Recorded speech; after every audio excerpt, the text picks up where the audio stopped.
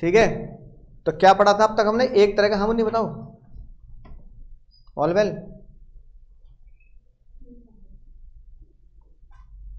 क्या नाम है? अच्छा आज ये आया है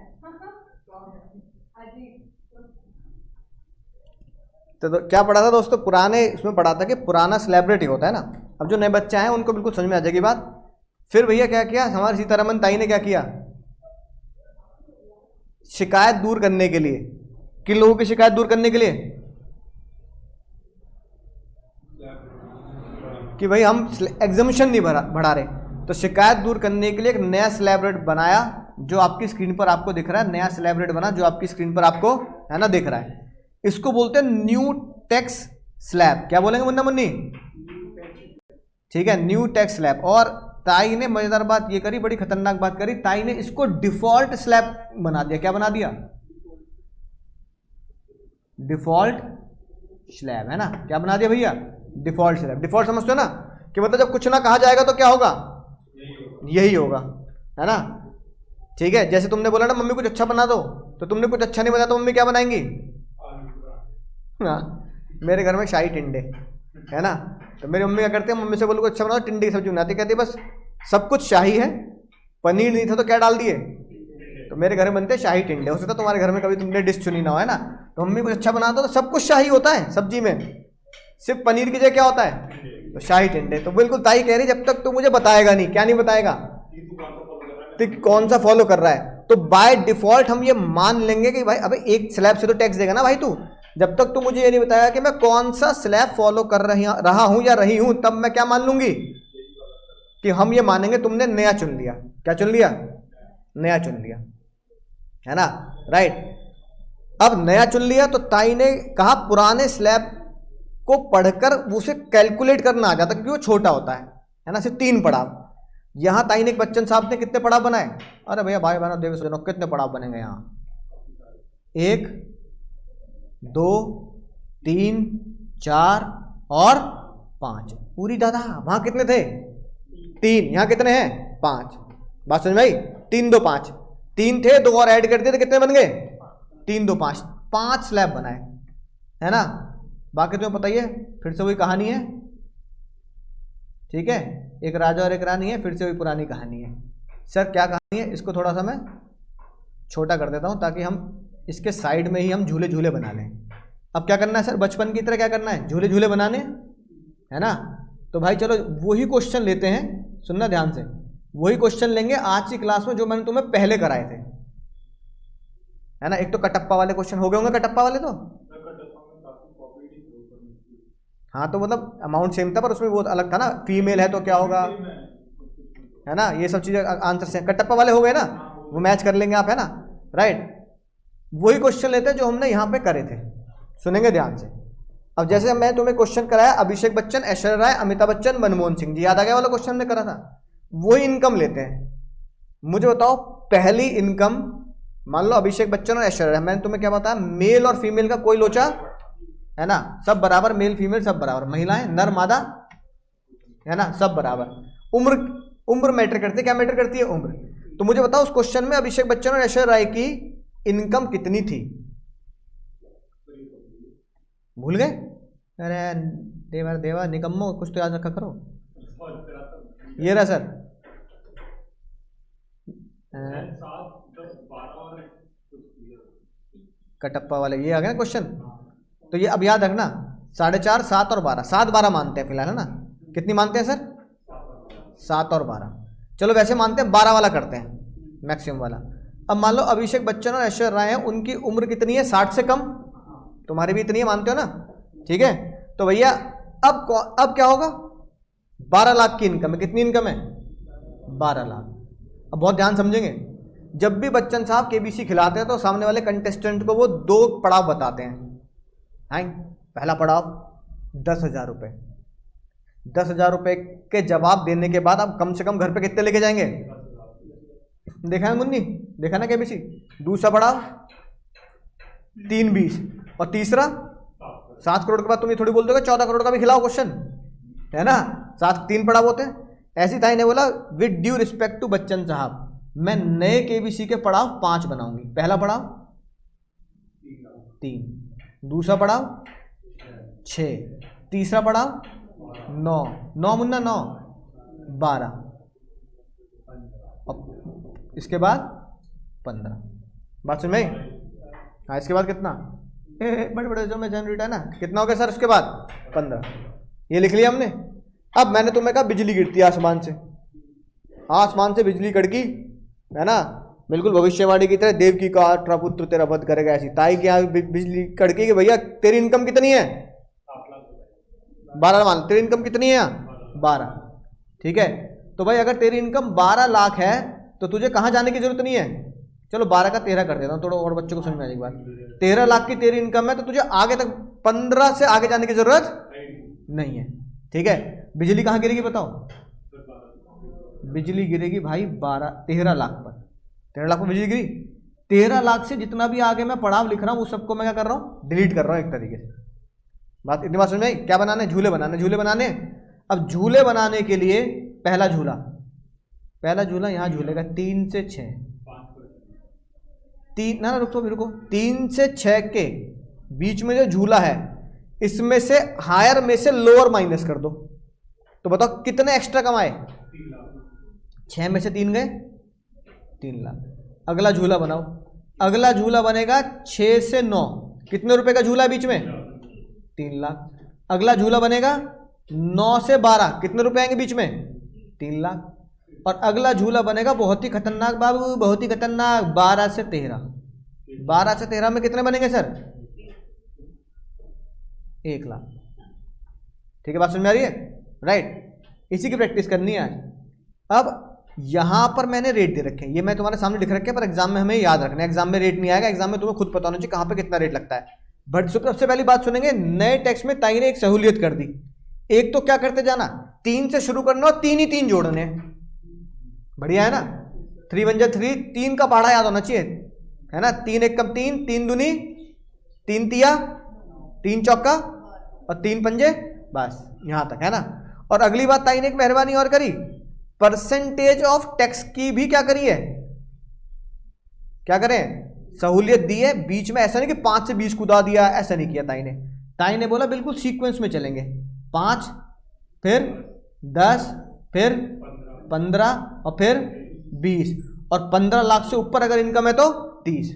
यानी इनकम में पढ़ना है 3 का पहाड़ा और टैक्स के रेट में पढ़ना है 5 में। 5 एकम 5, 5 दूनी 10, 5 तिया 15 और 5 चौका 20 और 5 पंजे 30। तो 3 का और 5 का पहाड़ा पढ़ना है, बोलो, है ना? तो बचपन से पढ़ते आ रहे, बच्चे सुना देंगे। तो 3 लाख का 5% कितना आया? 3 लाख का 10%, 3 का 15, और इस बार 3 मत कर देना, कभी बहती गंगा में हाथ धो लो। यहां झूले में कितने लटक रहे हैं? 1 लाख। तो 1 लाख का 20%, चोचल बाबू चोचल, 1 लाख। ये मेरा हो गया 1,10,000 रुपया। हो गया नहीं हो गया? 1,10,000 रुपए है कि नहीं बात? फिर भैया तुम्हें एक वीडियो दिखाई थी, पढ़ेगा इंडिया तो साक्षी कहती है, साक्षी नहीं शिक्षा, हाँ शिक्षा कहती है भैया पढ़ेगा इंडिया तो बढ़ेगा इंडिया। मेरी पढ़ाई का 3, और जब वो स्कूल में पढ़ने जाती है तो घुटने छिल जाते हैं उसके, फिर घुटने को कौन रिपेयर करेगा उसके? हम ही रिपेयर। हमारा जन्म क्यों है पहले बताओ हमारे देश में? ना ना ना ना, गलत बात, बिल्कुल बेकार बात। क्यों हुआ है ना? टैक्स भरने के लिए। याद रखना ये बात, क्यों हुआ है हमारे देश में जन्म? टैक्स भरने के लिए। तो शिक्षा की पढ़ाई का पैसा भी और शिक्षा के इलाज का पैसा भी हमारी जेब से जाएगा, हमारी जेब से। तो अगर मान लो तुम्हारी इनकम 13 लाख और तुमने कहा कि मैं पुराना स्लैब नहीं नया स्लैब फॉलो करूंगा, तो तुम्हें 1,10,000 रुपए तो देने देने ताई को। ताई कौन? Finance minister Sitharaman. सीतारमन जी को 1,10,000 रुपए देने देने हैं। सीतारमन जी कह रही है भाई शिक्षा की पढ़ाई के और इलाज के पैसे भी भरेगा, और उन्होंने शिक्षा की पढ़ाई के इलाज के पैसे कितने बनाए हैं? 4%। और इन 4% को उन्होंने क्या नाम दिया? Health and education cess. Cess is also kind of tax which is applicable on total income tax. तो टोटल इनकम टैक्स मेरा 1,10,000 रुपए, 1,10,000 रुपए पर शिक्षा के, हेल्थ के और एजुकेशन के पैसे जोड़ दो 4%। एग्जाम में गलती मत कर देना, ये 4% इन पर नहीं, ये 4% इस 13 लाख पर नहीं है, ये 4% किस पर है? टैक्स। यानी शिक्षा के पैसे को आप टैक्स ऑन टैक्स बोल सकते हो। क्या बोल सकते हो? Tax on tax. तो मुझे बताओ 13 लाख का 4% नहीं, 1,10,000 का 4%, कितना हुआ बाबू? कितना? 4,400। यानी अगर अब टोटल मुझे ताई को कितनी पेमेंट करनी है? 1,14,400।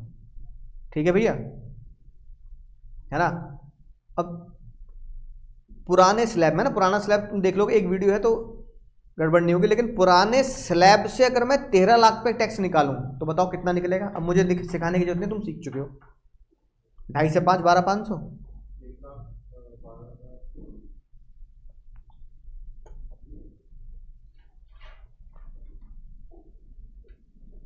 न्यू स्लैब से मुन्ना मुन्नी आए 1,14,400। ओल्ड स्लैब से कितना पैसा देना? 2 लाख। विश्वास कर लूं तुम्हारे ऊपर? हैं?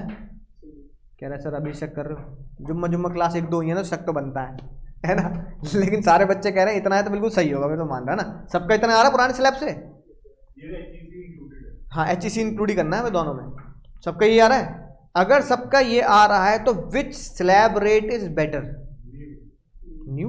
भाई ताई को 2,10,000 देने से बढ़िया कितने ले लो? नहीं, सबके लिए ठीक है। ना उससे कोई मतलब नहीं है हमें, उससे मतलब नहीं है हमें, तो टोटल देखना है ना। तो हम टोटल कैलकुलेट करें तो कौन सा बेटर है? न्यू बेटर है। न्यू ठीक नहीं है, न्यू बेटर है कि नहीं बात? फिर लोगों ने कहा भाई और फिर एक और काम करते हैं, और करते हैं, है ना। अब इनकम निकालो। अगर किसी बंदे की इनकम है 18 लाख, अब मैं क्या करूंगा? न्यू स्लैब से भी निकालूंगा टैक्स और मैं ओल्ड से भी निकालूंगा। होश में सुनेंगे। न्यू में पहले मुझे बताओ पड़ाव कौन कौन से होते हैं केबीसी के? 3 एकम 3, 3 दूनी 6, 3 तिया 9, 3 चौका 12 और 3 पंजे 15। बिजली कहाँ गिरेगी? कभी तुम्हें लगे कि ये 3 के पहाड़े में चल रहा है तो 20 लाख कर देता हूँ, है ना। ठीक है, बिजली कहाँ गिरेगी? बिजली गिरेगी 15 से ऊपर, जहां मेरी कमाई होती है। बिजली हमेशा वहां गिरती है जहां मेरी। तो ताई ने बोला अरे मूर्ख, 15 से आगे तुझे जाना पड़ेगा, क्योंकि आगे तू कितने कमा रहा है? 20। अब बनाने हैं स्टेप नंबर 2 में झूले। इस झूले में कितने रुपए आए? 3 लाख, है ना। माइनस करने हैं बस, बड़े में से छोटा माइनस करना है। 6 और 9 के बीच में कितने आए? 3 लाख। 9 और 12 के बीच में कितने आए? 12 से 15 के बीच में कितने आए? और 15 से बीच में कितने पड़े? 5। ये झूले बना लिए। झूला का लगाओ अब रेट, झूले पे रेट पे 5 का पहाड़ा पन्ना है। 5 एकम 5, 5 दूनी 10, 5 दिया 15, 5 चौके 20 और उसके आगे हमेशा ही 30। अब तो कुछ भी नहीं है, कैलकुलेटर अलाउड है भाई, फाउंडेशन से अलाउड था कैलकुलेटर तो। 3 लाख का 5% 15,000, अगला 30,000, 45,000, 60,000 और 5 लाख का 30% 1.5 लाख। चोचल कितना हो गया बाबू? 3 लाख। 3 लाख में जोड़ दो शिक्षा के पैसे, 4% हेल्थ एंड एजुकेशन सेस। कितना आ गया भैया? नहीं, ये 12,000 आ गया टोटल। अगर आप ताई को बोलेंगे कि ताई अगर मैं नया स्लैब फॉलो करता हूं अपने एग्जाम के ईयर में 2023-24 में, अगर मैं नया स्लैब फॉलो करता हूं और मेरी कमाई साल की कितनी है? 20 लाख है, तो 20 लाख पर मैं आपको दूंगा 3,14,000 रुपए। कितने दूंगा? 3 लाख। लेकिन अगर तुमने बोला कि नहीं नहीं ताई मैं तो जबरदस्ती है, मैं कौन सा फॉलो कर लूंगा, क्या करोगी? क्या कर लोगी तुम ये बताओ? मैं तो ओल्ड फॉलो करूंगा। कौन सा फॉलो करूंगा? अब ओल्ड के तुम्हें पढ़ाओ पता है क्या कौन से हैं? 2.5, 5 और 10, और 10 से ऊपर बिजली कहाँ गिरेगी? हाँ, बिजली गिरेगी 20 पे, 20 लाख पर, है ना। तो यहां से यहां तक कितने एक्स्ट्रा? यहां से यहां तक कितने एक्स्ट्रा? और यहां से यहां तक कितने एक्स्ट्रा? 10 लाख। पुराने में कोई पहाड़ा नहीं चलता, पुराने में बड़े अजीब से रेट दे रखे हैं। 5%, 20% और 30%। अब और 10 लाख का 3 लाख, तो 3 लाख प्लस 1 लाख प्लस 12,500 कितना बैठा? और उसमें सेस लगा दो 4,29,000। यहां तो इसमें भी नए वाले में फायदा है ना? बात समझ में? यहाँ तो नए वाले में फायदा है कि नहीं? अब तुमने कह रहे सर आप ना सब 10-10 लाख से ऊपर के अमाउंट बता रहे, मजा नहीं आ रहा। 8 लाख पे देखते हैं क्या होगा। 8 लाख पे मैंने कहा चलो भाई 8 लाख पे देख लो। तुम्हें ऐसा लग रहा है कि मैं 10 लाख से ऊपर के सारे अमाउंट बता रहा हूँ। नहीं, कर लेते हैं, दिमाग नहीं लगाते, कर लेते हैं भाई। हम कैलकुलेटर विश्वास रखेंगे, अपने घुटनों पे विश्वास नहीं रखेंगे। कैलकुलेटर पे और प्रोसेस पे, है ना? दिमाग घर छोड़ना है। जो मैं बता रहा हूँ उसे फॉर्मूले की तरह याद कर लेना है बस। इनकम टैक्स में कभी गलती नहीं होगी। 8 लाख, 8 लाख न्यू स्लैब से, 8 लाख ओल्ड स्लैब से। न्यू स्लैब में पहाड़े पड़ने हैं। 3 एकम 3, 3 दूनी 6, 3 तिया 9, 3 चौका 12 और 3 पंजे 15। बिजली कहाँ गिरेगी? यहाँ 8 पे। जब बिजली 8 लाख पे गिरी तो ये आगे वाले पहाड़े मेरे लिए क्या हो गए? बेकार। अब बनाने हैं झूले। यहां से यहाँ के झूले में कितने रुपए डाले? और 6 से 8 के झूले में कितने रुपए डाले बाबू? 2 लाख। झूले के नीचे रखने हैं 5 का पहाड़ा। 5 एकम 5, 5 दूनी 10, 5 एकम 5, 5 दूनी 10, 15,000 प्लस 20,000 टोटल प्लस 4% शिक्षा के पैसे जोड़ दो। कितने रुपए आ गए? 35 का 1,014 है ना टोटल। अब वो ये कह रहा है कि भाई मैं तो पुराने का भी करूंगा, पुराने का हिसाब भी करूंगा।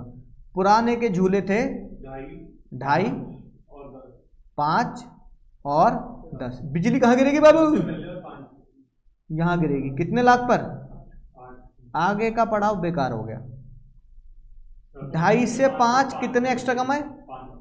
नहीं, और 5 लाख से 8 लाख के बीच में कितनी कमाई हुई? 3 लाख। 5% और 5 से कोई पहाड़ नहीं, सीधा 20। 2.5 का 5, 12,500 टोटल। और शिक्षा के पैसे जोड़ दो 75,000। भाई यहां भी ये लोचा हो रहा है। न्यू स्लैब में पैसा कम जा रहा है और ओल्ड स्लैब में पैसा ज्यादा जा रहा है कि नहीं? बात समझ में आ रही है ना? तो हमने इस तरह किसी भी तरह का क्वेश्चन करके हमें यह पता लग रहा है कि हमेशा नया स्लैब क्या है? नया स्लैब हमेशा बेटर हो रहा है कि नहीं बात? अब अगली बात, तीनों क्वेश्चन नोट कर लिए है ना? ये नोट करोगे तभी घर जाकर रिवाइज करके समझ में आएगी बात।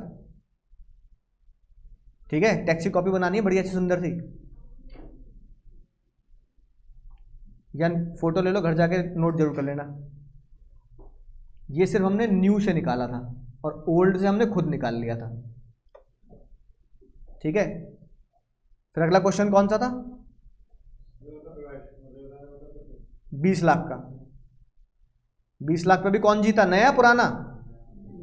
भाई 20 में भी नया जीत रहा है। फिर अगला क्वेश्चन कौन सा किया? 8 में भी कौन जीता? नया जीता, है ना? अब एक राज की बात जो मैंने तुम्हें पिछली क्लास में लिखवाई थी। राज की बात बताइए, राज की बात।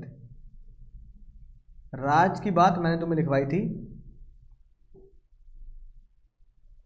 कि जब ताई से लोग लड़ मर लिए तो उसके बाद ताई ने एक गरीबी रेखा को बढ़ाने के लिए या गरीबों की सहायता करने के लिए उन्होंने बोला कि स्लैब रेट नहीं बढ़ाऊंगी। क्या दूंगी? ना एग्जम्पशन मत बोलो उसे, डिस्काउंट दूंगी, रिबेट, है ना? तो ताई ने नए स्लैब में भी डिस्काउंट देने का फैसला किया। क्या देने का फैसला किया? डिस्काउंट देने का फैसला किया। सुनना, बहुत ही खतरनाक बात बोलने जा रहा हूं मैं, होश में सुन लेना। ठीक है, एक्स की यादों से बाहर आओ पहले। ठीक है ना। खो जाए बालक, ऊपर देख देख के। लाइब्रेरी में है क्या? फिर ऊपर क्या देख रहा है? सुनते सुनते ऊपर देखता रहता मैं, वही लाइब्रेरी में बैठी हो तो एडमिशन साथ करा ले, दिमाग लगाया है कि नहीं बात। इधर ध्यान दो, ठीक है, बहुत ध्यान सुनेंगे। अब डिस्काउंट में ताई ने ये बोला कि इस बार मैं उन लोगों को डिस्काउंट दूंगी जिनकी टोटल कमाई ना सुन लो 7 लाख तक है। कितनी है? 7 लाख तक। फिर हमने पूछा ताई डिस्काउंट दोगी 7 लाख तक, है ना, तो सीधा फॉर्मूला बता दो ना। तो हम कैसे याद करेंगे? हम याद करेंगे टैक्स लायबिलिटी निकालने के बाद, बोलो मेरे साथ साथ, टैक्स में से डिस्काउंट दूंगा। भाई मुझे डिस्काउंट चाहिए, डिस्काउंट किस में से दूंगा? जब मेरा कोई एमआरपी हो, जब मेरे कोई प्राइस हो। भाई मैंने कहा भाई मुझे शर्ट खरीदनी है 2000 की, वो कह रहे सर आपके लिए 30% डिस्काउंट। तो पहले मुझे पता तो लगे कि मैं शर्ट कितने रुपए की ले रहा हूं, है कि नहीं बात। तो मैं, ताई ने कहा डिस्काउंट दूंगी। मैंने कहा ताई पहले तो बताओ डिस्काउंट दोगी किस पे? तो ताई ने कहा जितना तू टैक्स निकालेगा ना, टैक्स में तुझे डिस्काउंट कर दूंगी। मैंने कहा तो बढ़िया बात है यार, है ना। टैक्स निकाला मैंने 1 लाख, ताई ने मान लो 30,000 का डिस्काउंट कर दिया, तो जेब से कितने जाएंगे? 70। तो ताई ने क्या बोला? ताई ने बोला पहले मेरी पूरी बात सुन ले, टैक्स में डिस्काउंट तभी मिलेगा जब तेरी कमाई कितनी होगी? 7। अच्छा अगर मेरी कमाई 8 लाख है तो फिर ना मिलना भाई डिस्काउंट, फिर तो तू अमीर है। क्या है? अमीर लोग डिस्काउंट नहीं लेते भाई, है ना। अमीर लोग जब जाते हैं दुकानों पे तो क्या जाएंगे? जो फ्रेश स्टॉक आया ना, फ्रेश फैशन वाला, वो दे, डिस्काउंट नहीं चाहिए, है कि नहीं बात। तो ताई ने कहा तुम्हारे पास तो पैसे बहुत है यार, तुम तो कभी डिस्काउंटेड सामान खरीदते भी नहीं, तुम्हें लिए कोई डिस्काउंट नहीं। गरीब बेचारा, जो बेचारा कमा रहा है, वो क्या सोचेगा? एंड ऑफ सीजन सेल में जाएंगे हम। कहाँ जाएंगे? हाँ, एंड ऑफ सीजन, उसमें डिस्काउंट मिलेगा। तो उनके लिए कमाई कितनी? 7। फिर उन्होंने बोला ठीक है ताई मेरी कमाई 7 लाख है ना। मैंने तुम्हें कहावत देती, हमारे देश में कहावत चलती है कि मुसीबत में गधे को भी बाप बनाना पड़ता है। तो ताई, हम तो ताई को पहले से ताई बोल रहे हैं, ताई तो माता जी समान हो गई हमारी। हमने कहा ताई कोई बात नहीं, बेइज्जती करनी बेइज्जती कर लो, और मैं बेइज्जती सह भी लूंगा, कोई दिक्कत वाली बात नहीं। मुझे ये बताओ मेरा टैक्स कम कैसे होगा? मेरा टैक्स कम कैसे होगा? ताई ने बोला अगर तू कमा रहा है मात्र 7 लाख रुपए, कितना कमा रहा है? तो ताई ने बोला भाई तू घर चला ले, तू देश मत चला, मुझे तुझसे कुछ नहीं चाहिए, है ना। मैंने कहा ताई बताओ अब डिस्काउंट तो बता दो। ताई ने बोला डिस्काउंट का फॉर्मूला याद रख लियो बिल्कुल होश में। टैक्स की लायबिलिटी जो तूने निकाली और लिमिट जो मैं बता रही हूं, ताई ने बताई लिमिट 25,000। कितनी बताई बाबू? जो भी लेस होगा इतने रुपए का डिस्काउंट दे दियो। अब क्या होता है, दीवार पार वाले भैया क्या बोलते हैं? डिस्काउंट। अब ताई अगर डिस्काउंट बोलेगी ना तो अच्छा नहीं लगता। ताई, लोग कहेंगे भाई जो अकाउंट्स वाली कॉपी कर रहे हैं। तो ताई ने ना अकाउंट्स का ना शब्द लिया ना इकोनॉमिक्स का शब्द लिया, तुम 11वीं 12वीं में पढ़ते आए हो। ताई ने कहा टैक्स के शब्द में अलग बनाऊंगी। तो जिसे डिस्काउंट कहा जाता है उसे ताई डिस्काउंट ना बोल के बोलती है रिबेट। क्या बोलती है? रिश्ता वही, सोच नहीं। रिश्ता वही है, सोच नहीं है। रिबेट क्या फर्क पड़ता है? तुम्हें दिमाग में डिस्काउंट लिखो, एग्जाम में रिबेट लिख के आना बस। फिर ताई ने बोला टैक्स की एक खास बात और होती है कि अकाउंट जो बात हवा में बोल देता है ना, किताब में लिखी है। टैक्स और लॉ उसके सेक्शंस बनाते हैं। तो डिस्काउंट का सेक्शन कौन सा है? Section 87A। तो हम इसे कैसे याद करते हैं? Discount number 87। अभी तक मैंने तुम्हें मोटा मोटा जो मेजर सेक्शन है एक ही याद कराया, कौन सा? 87 है ना। एसएससी कौन होता है? Previous year estimate year. वो सेक्शन याद हो ना हो कोई दिक्कत वाली बात नहीं, क्योंकि वो एग्जाम में आएंगे नहीं, है ना। अब तुमसे ये पूछा जाए प्रीवियस ईयर क्या होता है, तो बीकॉम वालों से क्या पूछोगे भाई? अगर सी वाले बच्चों से पूछोगे तो बीकॉम से क्या पूछोगे, है ना।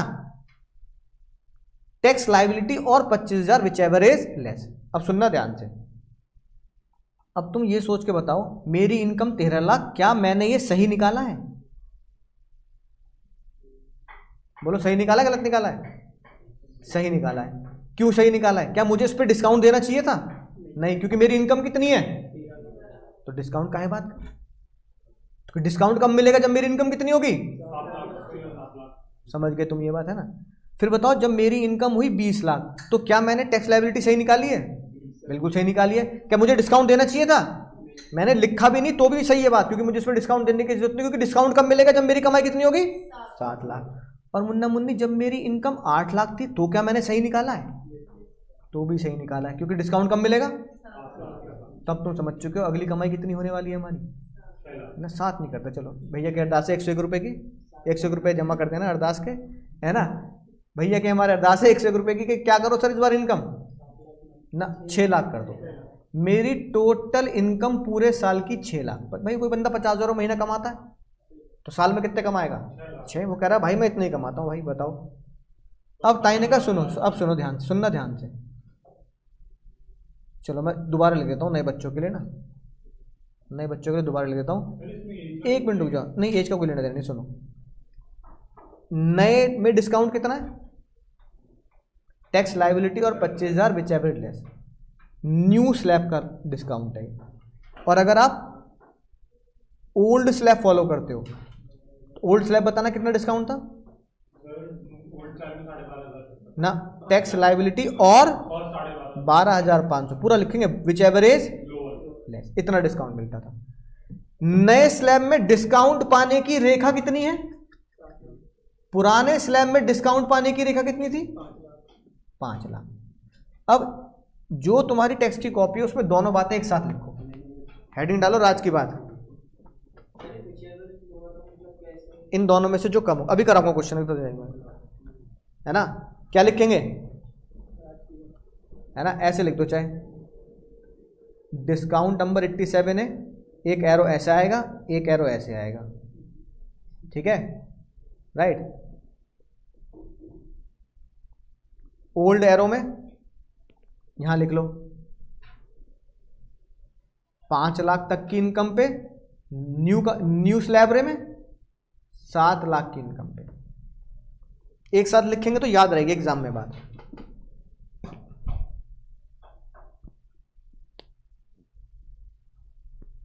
ऑनलाइन वाले बच्चे भी साथ साथ लिखेंगे भाई, ठीक है भैया।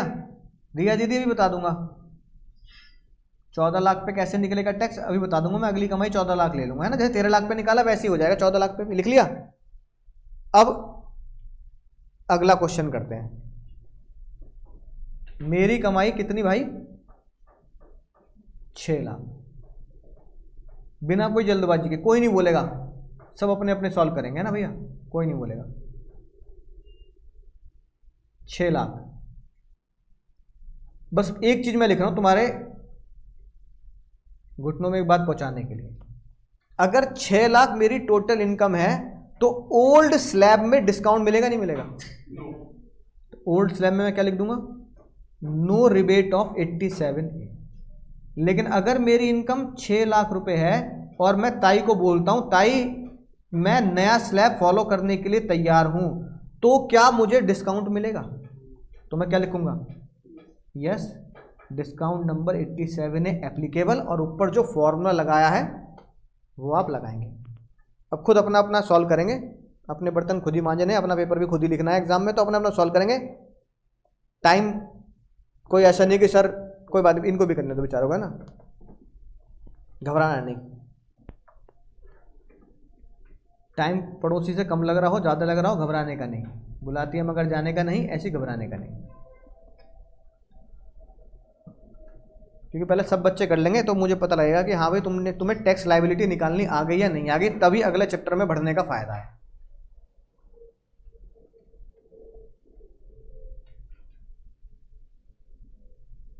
और दुनिया पहला सवाल तुमसे यही पूछेगी, भाई मेरी इनकम है 15 लाख रुपए, बता मैं टैक्स भरूंगा नहीं भरूंगा? यही ना बता पाए तो फिर लाना था, फिर काहे को पढ़ रहे हैं हम?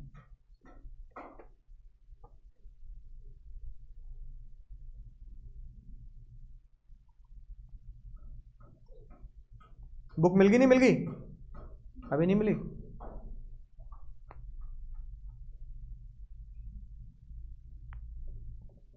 ऑनलाइन वालों को पूछता हूँ कितना निकाल लिया है। अरे वो सांबा, हाँ हाँ करण भैया, यही तो सवाल है असली। अब कोई ओल्ड स्लैब रेट क्यों फॉलो करेगा? ये सवाल अब 6 लाख का क्वेश्चन करके भी समझ में आएगी बात। आएगी आएगी, देखो तो धीरे धीरे प्यार को बढ़ाना है, अच्छे गुजर जाना है। हाँ तनिष्क भैया, इट्स योर चॉइस।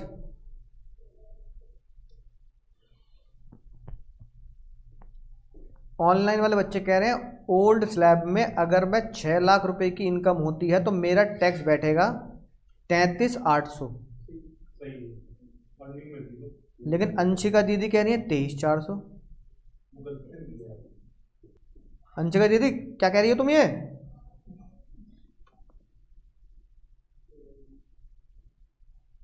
एक बार अमिताभ बच्चन आए थे, वो तो क्या करते, एक भी बच्चा छूटा सुरक्षा का चक्र टूटा। पोलियो पिया ना तुमने, तो यही मेरे दिमाग में घूमता है कि एक भी बच्चा छूटा सुरक्षा का चक्र टूटा। एक बच्चा वो अंशिका है, अब इसके चक्कर में मुझे एक बच्चा छूटा सुरक्षा का चक्र टूटा, इसके चक्कर में मुझे निकालना पड़ेगा। पहले मुझे बताओ 6 लाख है पहला पड़ाव, 2.5 लाख। क्वेश्चन साइलेंट है तो तुम मानते हो उम्र 60 से कम है ना। अगला पड़ाव, उससे अगला पड़ाव बताओ बिजली कहाँ गिरेगी बाबू? 6 लाख। अब बनाएंगे झूले, 2.5 लाख और 1 लाख। सावन का महीना पवन करे शोर, जल्दी बताओ 2.5 लाख और 1 लाख। 5 और 20, इसमें कोई पहाड़ा नहीं होता इसलिए 5 और 20, 12,500 प्लस 1 लाख का 20% 20,000, टोटल 32,500। और 32,500 पे लगा दो 4%, कितना आ गया? 1,300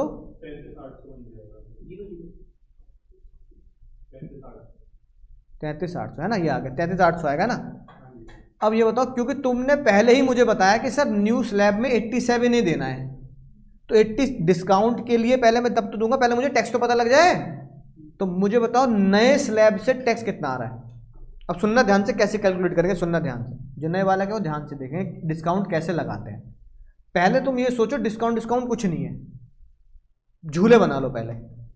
मेरी कमाई कितनी? 6 लाख, तो भैया पहाड़ा पड़ेंगे 3 एक कम 3, 3 दूनी 6, 3 तिया 9, और तुम्हें पता है 3 चौका 12 और 3 पंजे 15। बिजली कहाँ गिरेगी? एग्जैक्टली 6 पे गिर रही है, तो आगे वाले पड़ाव मेरे लिए क्या हो गए? बेकार हो गए।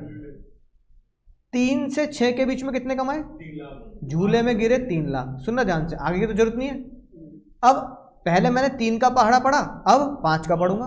5 एक कम 5, 5 दूनी 10। जब आगे मैंने पहले से ही बेकार कर दिया मामला, तो आगे वाले रेट भी क्या हो गए? बेकार हो गए।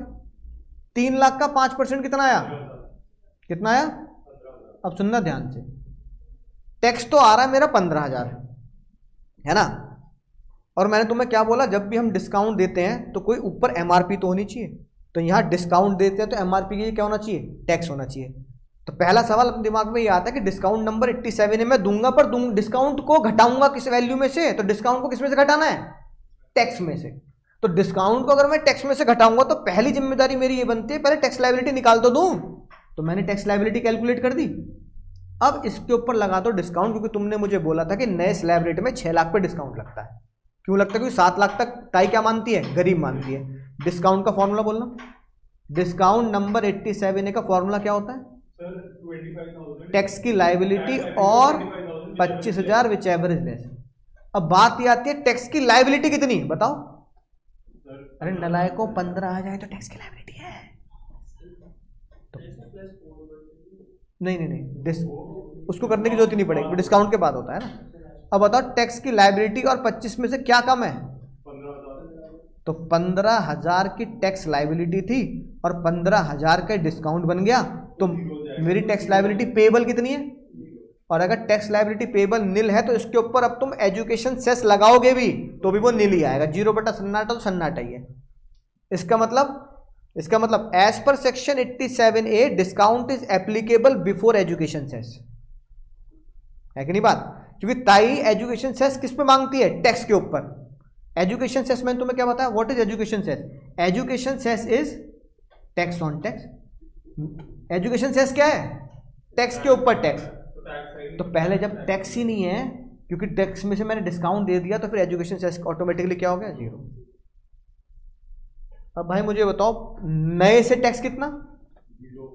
0। पुराने से कितना? 33,800। पूरी दादा ये नहीं चौल ये कहीं हो गया हर एक। अब तुम अगला क्वेश्चन खुद बता दो, रैंडम अमाउंट तुम चूज कर लो। पक्का यकीन हो गया? नहीं करना चाहो तो फिर भी कर लो। 1 लाख, 2 लाख, 5 लाख, 4 लाख, 3 लाख। बोलो। नए स्लैब में उम्र का कोई हिसाब किताब नहीं है, यानी कि नए स्लैब में अगर आप 20 साल के हो, 50 साल के हो, 60 साल के हो, 80 साल के हो, 100 साल के हो, सभी में क्या है, उम्र की सीमा नहीं है। सब में ढाई ये झूले बनेंगे, 3 का पहाड़ा सभी में, 3 एकम 3, 3 दूनी 6। सर तो 80 प्लस है और उसकी इनकम 7 लाख रुपए है तो भी नहीं जीतेगा। तुम वो सब छोड़ो, तुम नॉर्मल बताओ, नॉर्मल समझ में आ गई बात। अब तुम अगला, अब कोई बच्चा कहेगा सर 5 लाख ले लो, तो देखो 5 लाख में अगर करो तो ओल्ड से भी डिस्काउंट मिल जाएगा 0, और नए से भी क्या आएगा 0, तो उसमें भी तुम बराबर हो। 6 लाख पे कौन जीता, नया। 8 पे कौन जीता, नया। 13 पे कौन जीता, नया। और फिर 20 पे भी कौन जीता, नया। तो ऑनलाइन वाले बालक ने भी एक बात बहुत बढ़िया पकड़ ली। ऑनलाइन बालक में से एक बालक कह रहा है सर फिर तो सबसे बढ़िया है, जैसे कहते तनिष भैया कह रहे हैं, हाँ ये करण जौहर हमारे कह रहे हैं भाई कि सर अब कोई, ये वाली बात बिल्कुल सही बात, सर अब कोई ओल्ड क्यों ऑप्ट करेगा, है ना, जब हर एक क्वेश्चन को सॉल्व करके नए को जीतना है। तो यही बात मैंने ताई से पूछी, ताई यार ये तो अजीब सी बात नहीं है कि कोर्स बढ़ाने से मतलब है, बस तुम्हें कोर्स बढ़ाना चाहिए, कोर्स बढ़ना चाहिए बस। एक क्लास मेरी एक्स्ट्रा करवा देते तुम, पुराना स्लैब रेट होता तो कल बात खत्म हो जाती, आज नया चैप्टर शुरू कर लेते, लेकिन तुमने एक क्लास नए स्लैब पे लगवा दी। और जब इससे बेटे डिलीट कर दो ना, क्या करो आप, ये बोलो old slab rate delete, new slab rate applicable, और आज के बाद बच्चों को ये पढ़ाना 3 का पहाड़ा, बात खत्म होगी। 3 का पहाड़ा पढ़ाऊंगा, 5 का पहाड़ा पढ़ाऊंगा, खेल खत्म। दोनों में कंपेयर क्यों कराती हो, है ना। ताई के दिल पे लगी बात। ताई ने कहा अब सुन, तू बहुत ही भयंकर बात है, तूने पूछ ली ना ये बात, पूछनी नहीं चाहिए थी। मैंने कहा पूछनी नहीं चाहिए थी, पढ़ाऊं ना बच्चों को। अब तू सुन साहिबा सुन, हाँ अब तुम समझ गए गाने है ना। अब तो सुन भाई प्यार भरी बात। ताई ने बोला, सुनना ध्यान से, ताई ने बोला अगर तू ओल्ड स्लैब फॉलो करेगा तो बहुत सारी चीजों के तुझे फायदे मिलेंगे। क्या मिलेंगे, बोलो जल्दी, फायदे मिलेंगे, है ना। वो हम धीरे धीरे पढ़ेंगे, मतलब एक साथ अभी नहीं पढ़ाऊंगा क्योंकि पूरे पूरे इनकम टैक्स के फायदे हैं। लेकिन तूने नया स्लैब चूज किया तो फिर जो तुझे फायदे मिलने थे ना वो छीन लूंगी, है ना। एक फायदा मैंने तुम्हें बताया, सुनना ध्यान से, एक फायदा मैंने तुम्हें पिछली क्लास में बताया था। अब ताई ने इतनी लंबी चौड़ी बकबक शुरू कर दी। क्या शुरू कर दी ताई ने, इतनी लंबी चौड़ी बकबक, बोलो जल्दी क्या शुरू कर दी। तो ताई ने सेक्शन का नाम भी ये रखा बाबू, क्या, बकबक। ताई ने सेक्शन का नाम रखा सेक्शन 115 बकबक। न्यू स्लैब इस सेक्शन के तहत बनाया गया। नोट्स में सब लिखा, घबराओ, पहले सुन लो फिर बाद में नोट करना आराम से, पहले सुनो हो क्या रहा है। अब ताई ने बोला कि पुराना स्लैब लेगा तो फायदा मिलेगा, नया स्लैब लेगा तो फायदा नहीं मिलेगा। बात सुन में, क्यों कहा होगा ऐसा, पुराने स्लैब में हमेशा टैक्स लायबिलिटी ज्यादा आएगी और नए स्लैब में हमेशा टैक्स लायबिलिटी कम आएगी, उसे बैलेंस कैसे करें। तो मैंने तो पिछले लेक्चर में बहुत ही छोटी सी बात बताई थी। मैंने कहा था कि अगर ताई ने बोला हमारे देश में अगर कोई बंदा LIC लेगा, क्या लेगा, तो तुम्हारी कमाई में से LIC का अमाउंट घटा दूंगी। बात सुन में, अब सुनो ध्यान से, सुनना ध्यान से, है ना, क्योंकि LIC एक ऐसा एलिमेंट है जो सबके घर में पाया जाता है। कहानी घर घर की है, घर में पूछोगे ना मम्मी पापा से तो 101% उन्होंने क्या ले रखा होगा, LIC जरूर ले रखी होगी, है ना, राइट। अब मान लो फॉर एग्जाम्पल मेरी इनकम 10 लाख, बहुत ध्यान सुनेंगे, बहुत खतरनाक बात बोलने जा रहा हूं मैं, मेरी इनकम 10 लाख, मैंने फॉलो किया ओल्ड। तो ताई ने बोला अंकुर भैया अगर तुम ओल्ड फॉलो करते हो और साथ में मैंने 10 लाख में मैंने ताई को ये नोट लिख के दिया, LIC में इन्वेस्टमेंट किया है 1 लाख रुपए। कितने रुपए, 1 लाख। तो ताई ने कहा पहले बता दोनों में से कौन सा स्लैब लेगा। मैंने कहा ताई दोनों में से ओल्ड चूज करूंगा। तो ताई ने कहा टोटल कमाई 10 लाख, क्या घटा दे, LIC घटा दे 1 लाख। अब तेरी कमाई कितनी, 9 लाख। वो अभी वो नहीं करते ना, ठीक है। हालांकि वो कहते हैं हेल्थ इंश्योरेंस की बात, LIC ले लो, हेल्थ ले लो, एक ही बात है ना। अब ये बताओ मेरी इनकम ताई कितनी मानेगी, 9, और कहेगी अब तुझे टैक्स कितने पे देना है, 9 लाख पर, ओल्ड स्लैब लगा ले। मैंने कहा ठीक है ताई, मेरी कमाई हो गई 9 लाख, अब मैंने बोला ताई मेरी कमाई 10 लाख है, लेकिन जब मैं इनकम टैक्स की रिटर्न भरूंगा तो मैंने टिक लगाया, टिक लगा दिया ओल्ड पे, ओ न्यू पे। किस पे लगा दिया? मैं ताई को लिख के दे रहा हूं कि मैं कौन सा स्लैब फॉलो करूंगा, न्यू। अब ताई ने बोला कमाई बोल, कमाई बोल 10 लाख। फिर ताई ने बोला कि अब तक तू क्या करता था पुराने में, माइनस LIC का अमाउंट, LIC जिंदगी के साथ भी 1 लाख माइनस करता था ना। ताई ने यहाँ काट लाया, लगा ले काटे, ये फायदा नहीं दूंगी क्योंकि तू न्यू फॉलो कर रहा है, क्योंकि न्यू में तो नालायक पहली तरह टैक्स कमाएगा। अब तू क्या कर, LIC का मजा भी ले ले और फिर टैक्स भी कम ले ले, है कि नहीं बात? तो ये ओल्ड फॉलो करने वाले पागल थोड़ी बैठे हैं, है कि नहीं बात?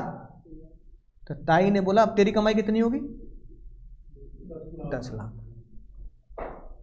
अब एग्जाम में अगर यही क्वेश्चन आया तो ओल्ड चूज करोगे या न्यू? अब तो एग्जाम पता क्या होगा, एडवाइस योर क्लाइंट।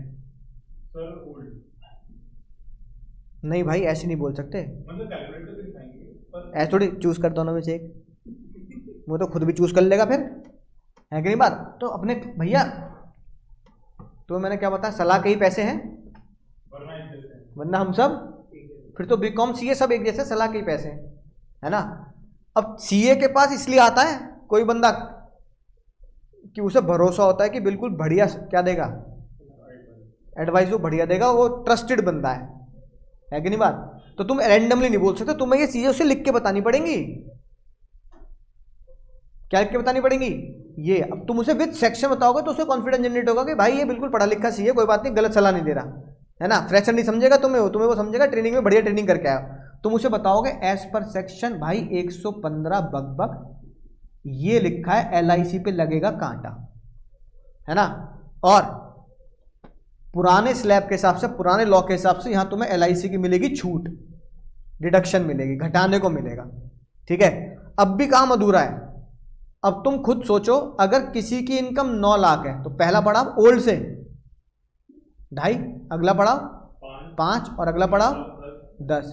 बिजली कहां गिरेगी बाबू? अब तुम बताओ, अपना अपना कैलकुलेट करेंगे, कोई जल्दबाजी नहीं, आराम से करो भैया, इन्हें कैलकुलेट करने देना कि बेचारे घबरा जाते हैं। बताओ, ये लगता है हमारा कैलकुलेटर, हमारा साबुन स्लो है। पहले बताओ 9 लाख की कमाई है, डिस्काउंट लगेगा नहीं लगेगा? यहां पे तो ना नए में 87 नहीं लग रहा, ना ओल्ड में 87 नहीं लग रहा, तो डिस्काउंट की कहानी तो हमने पहले ही खत्म कर दी। डिस्काउंट मत भूल जाना टैक्स लगाते हुए, पता लगा लोचा हो गया।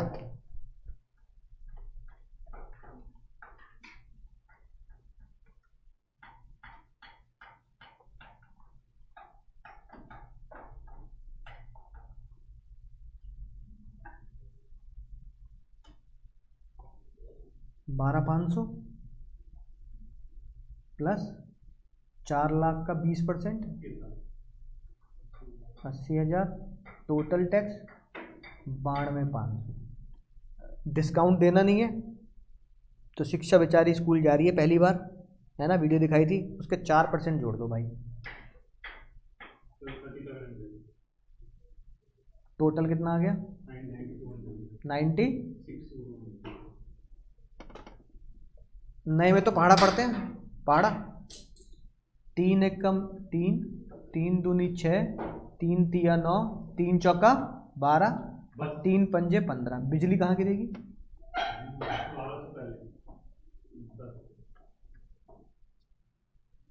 झूले बन गया 3 का और 1 का,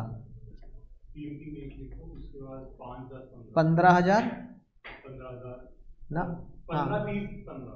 15,000, 5 का पहाड़े पे टैक्स लगाया ना, 30,000 और ये 15%, 1 लाख का 15%, 15,000, ये है। समझ गए ना कैसे है? Total tax 60।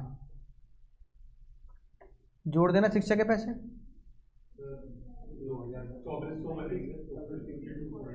62। अब भाई पुराने से 96,000 का टैक्स और इस पर 62,000, है ना। अब तुम अपने क्लाइंट को विद सेक्शन बता सकते हो, भाई तेरे लिए LIC की डिडक्शन भी तू अगर छोड़ देना तब भी तू नया कह दे, तू कहते नहीं चाहिए मुझे LIC, मैं नया ही लूंगा, तो भी तेरे टैक्स क्या बैठ रहा है, कम बैठ रहा है। तो अब एडवाइस करो, the client should opt for old slab rate और न्यू। क्या लिखोगे आंसर एग्जाम में, न्यू। तो कंक्लूजन लिखोगे असेसी, जो टैक्स में बंदा टैक्स की पेमेंट करता है उसे क्या बोलते हैं, assessee. Assessee should opt for new slab rate as the tax liability in the new slab rate is lesser than tax liability as per old slab rate. समझ गए, ये कंक्लूजन लिखना पड़ेगा। MCQ में आएगा, किस में आएगा, अब सोचो MCQ में इतना बड़ा क्वेश्चन आ जाएगा, 1 नंबर में देखो कितना दिमाग लगाना पड़ेगा। तो मुझे दिमाग लगाने के लिए कॉपी में प्रैक्टिस नहीं करनी, मेरी इतनी प्रैक्टिस होनी चाहिए कि मैं कैलकुलेटर पे निकाल लूँ। 1 नंबर के लिए कोई 10 मिनट थोड़ी लगा दोगे पेपर में, 99 पेपर, 99 नंबर का पेपर कैसे होगा भाई, 3 घंटे ही तो है। तो कैलकुलेटर पे ये और ये है ना, दोनों कैलकुलेटर पे कैलकुलेटर जाने चाहिए, इतनी प्रैक्टिस कर लेनी है कि वहां अगर गोला भरना हो ना तो न्यू में भर के आऊं, है कि नहीं बात, वहां तो लिखा होगा न्यू, ओल्ड या नन, है कि नहीं बात, राइट। तो क्या करना पड़ेगा, any, any as per choice. तुम्हें क्या करना पड़ेगा भाई, एनी एज पर चॉइस नहीं होता कि पुराना ले लूं नया ले लूं, नया ले, क्योंकि उसमें टैक्स लायबिलिटी क्या है, कम है। अब देखो LIC की डिडक्शन के बाद भी पुराना न्यू से हार रहा है, लेकिन डिडक्शन ज्यादा होगी। तो ताई ने बोला है तो बेइज्जती वाली बात है, बेचारे को LIC की डिडक्शन देने के बाद भी न्यू से हार रहा है। तो ताई ने बोला ओल्ड में कुछ और बेनिफिट और है जो किसको नहीं देंगे, न्यू को नहीं देंगे। तो बेनिफिट कितने हैं, ये है भाई, टोटल करना कितने हैं, 22। कितने बेनिफिट हैं, टोटल इनकम टैक्स के 22 बेनिफिट्स हैं जो ओल्ड में लेने में दिए जाते हैं। उनमें से मैंने एक बेनिफिट पढ़ाया तुम्हें, कौन सा, LIC। बाकी बेनिफिट क्यों नहीं पढ़ा, क्योंकि वो तब समझ में आएंगे जब उस चैप्टर में हम पहुंचेंगे। LIC तुम्हें पता है क्यों समझ में आ गया, क्योंकि LIC कहानी घर घर की है, क्योंकि हम घर में सुन लेते हैं, है ना, कि LIC ले रखी है मम्मी ने, पापा ने, LIC का प्रीमियम जा रहा है कि नहीं बात, तो घर में सुन लेते हैं, LIC वाली बात हमें याद रहती है, ठीक है ना। अब बात ये आती है कि सर इतने सारे आपने ये याद करा दिए, पर मुझे ये MCQ में भी तो पूछे जा सकते हैं भाई, पूछे जा सकते हैं ना, बिल्कुल पूछे जा सकते हैं। ये तो बहुत लोचा हो गया भैया, MCQ में पूछ लिया कौन सा है कौन सा नहीं है, तो फिर कैसे याद होगा बाबू, कैसे, है कि नहीं बात, किससे होगा सर, प्रैक्टिस से। इसके लिए मैंने एक बहुत ही खतरनाक चीज, बहुत ही शानदार चीज बनाई है मैंने तुम्हारे लिए, है ना। तो मेरे जीवन का सबसे ज्यादा टाइम कंज्यूमिंग प्रोसेस इसी में रहा, है ना। बताओ, A फॉर, B फॉर बड़ा एप्पल, बहुत बढ़िया, ABCDEFGHIJKLMNOPQRSTUVWXY और G। लिखो लिखो कॉपी में बाबू, लिखो। तुम पुष्पा हो, तुम्हें फायर बना रहा हूं, फ्लावर नहीं, तुम फ्लावर बनना चाहते हो, समझ तो गए होंगे। आज तुम घर पे जाके बताओगे कि बचपन में पढ़ी थी एक ABCD, फिर मजे में पढ़ी A for Apple, B for बड़ा एप्पल, C फॉर छोटा एप्पल। ये ऐसी ABCD है तुम्हारी जिंदगी भर काम आएगी, ये तुम्हारी प्रोफेशनल लाइफ की ABCD है भाई बाबू, प्रोफेशनल लाइफ की।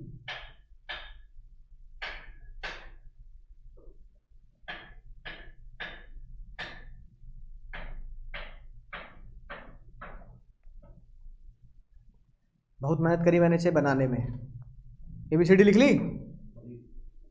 अब ये ABCD जो प्रोफेशनल की है, ये है आपकी 115 बक की।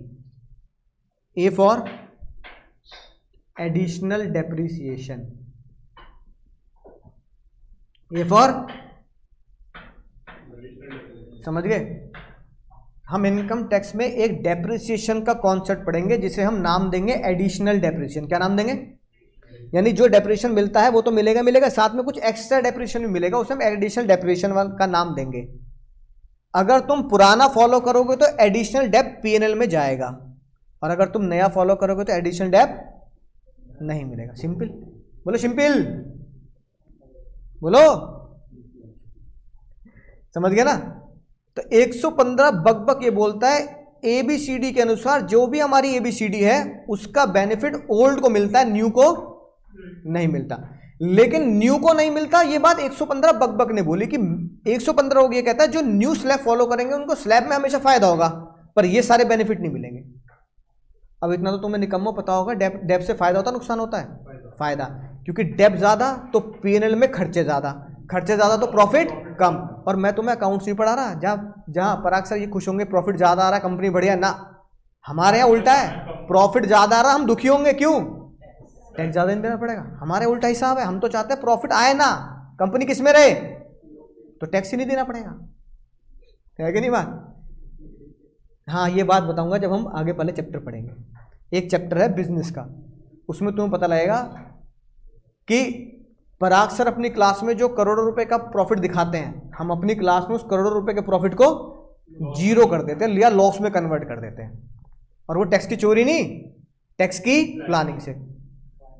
तो पराग सर क्या करोड़ों रुपए का प्रॉफिट आ रहा होगा और हमारे यहाँ जीरो आ रहा होगा। तो पराग सर के करोड़ों रुपए के प्रॉफिट आने में कौन खुश? नहीं पराग सर, अरे निकम्मो, गवर्नमेंट भी खुश नहीं है, शेयर होल्डर है ना, कि कंपनी अच्छी है तो क्या करो, इन्वेस्टमेंट आएगा उनके पास। और यहां टैक्स जीरो आने से कौन खुश? हम खुश, क्योंकि टैक्स जीरो है और गवर्नमेंट दुखी।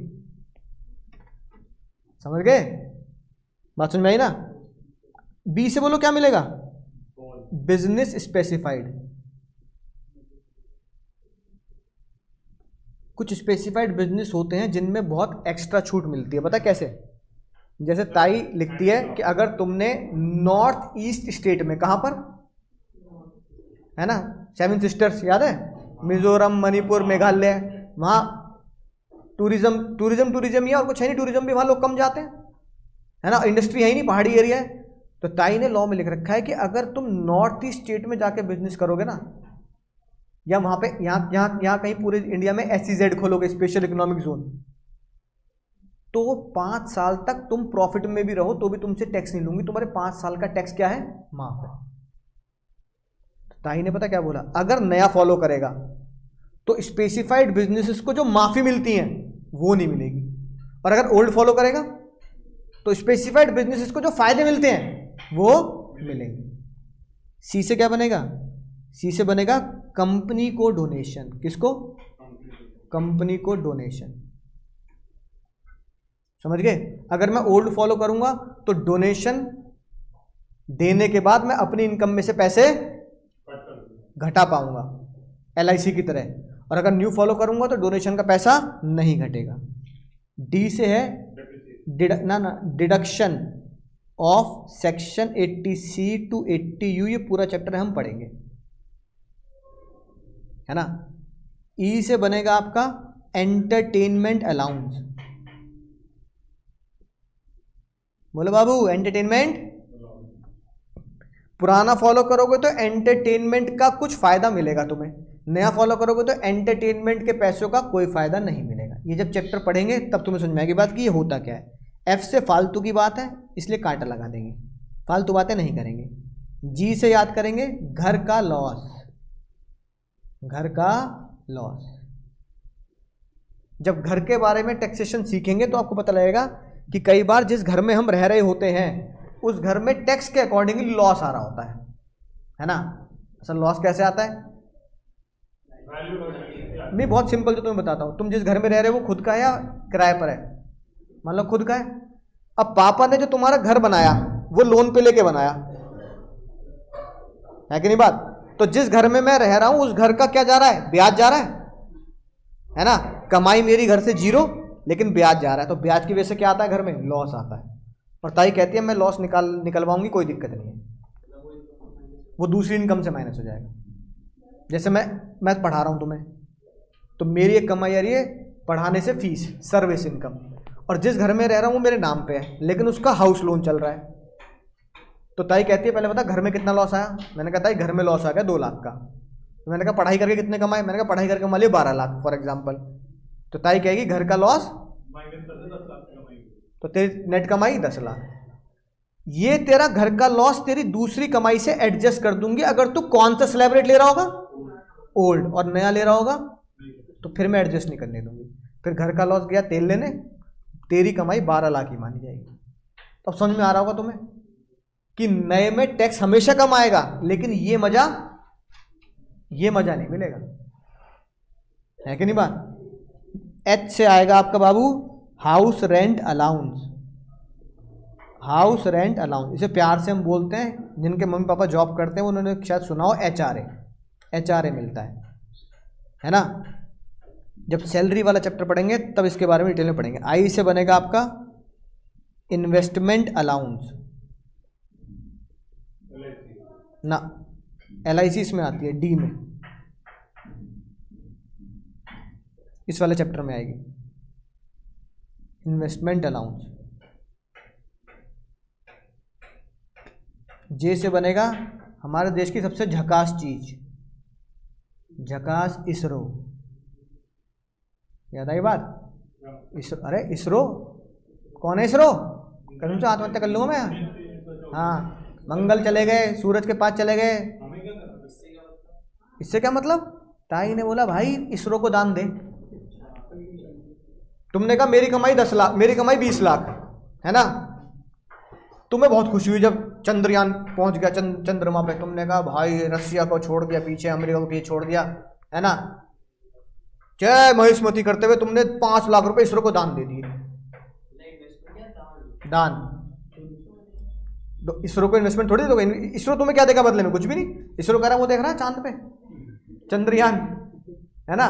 वही तेरा रिटर्न है कि तू पूरी दुनिया में बोल सकता है भाई जिस चांद के एरिया पे कोई नहीं पहुंच पाया, वो नॉर्थ ईस्ट साउथ का कुछ चक्कर था वहाँ, है ना, वहाँ हमने क्या अपना चंद्रयान पहुंचा दिया। और वो भी तो बेचा आदित्य L1, सूरज के सबसे करीब, है ना, राइट। जो सूरज, जो सन की प्रॉपर्टीज को गेन करेगा वो आदित्य पहुंचा। तो यही हमारा रिटर्न है। तो ये होता हम उनसे रिटर्न नहीं मांग रहे, तो इसका मतलब क्या कर रहे हैं हम इसरो को दाने तो दे रहे हैं, है ना। इसरो को दे दो या IIT को दे दो। IIT भी तो देश के लिए भलाई काम कर ही रही है। हाँ, तो इन लोगों को दान दे दो। तो आप पुराने में होगे तो इनकी दान की रिडक्शन मिलेगी। तुम 20 लाख कमाए, तुमने 5 लाख इसरो को दे दिए, तो तुम क्या बोलोगे ताई से, ताई 15 लाख पे दो ना टैक्स। ताई कहेगी 15 लाख पे ही टैक्स लूंगी अगर तू ओल्ड फॉलो करेगा। न्यू फॉलो करेगा तो पूरे 20 पे, फिर कोई नहीं घटाऊंगी, तू इसरो को दे, IIT को दे, है ना। के से लिखो खेती। क्या बाबू, खेती। अगर आप एग्रीकल्चर करते हैं तो हमारे देश में एक नारा चलता है भाई, बोलो जय जवान। तो जय जवानों के लिए फायदा अलग है, किसानों का फायदा अलग है। खेती करो, जो कमाई होगी तुम्हारी माफ कर दी जाएगी। खेती वाले चैप्टर में पढ़ेंगे। L से बनेगा LTC। LTC का मतलब होता है लीव ट्रैवल कंसेशन, यानी एक कंपनी अपने एम्प्लॉय को टिकट का पैसा दे देती है कि जा घूम ले, है ना। तो हर कंपनी टिकट का पैसा देती है अपने एम्प्लॉय को कि हमारी तरफ से पूरे इंडिया में कहीं का टिकट ले लेना और घूम खुद आना। उसे बोलते हैं LTC, लीव ट्रैवल कंसेशन। पुराना फॉलो करोगे तो LTC का फायदा मिलेगा। नहीं, हमें मिलेगा, हमें मिलता है, हमसे टैक्स नहीं लेते वो LTC पर। हमारे लिए फायदा नहीं हो गया वो, है ना।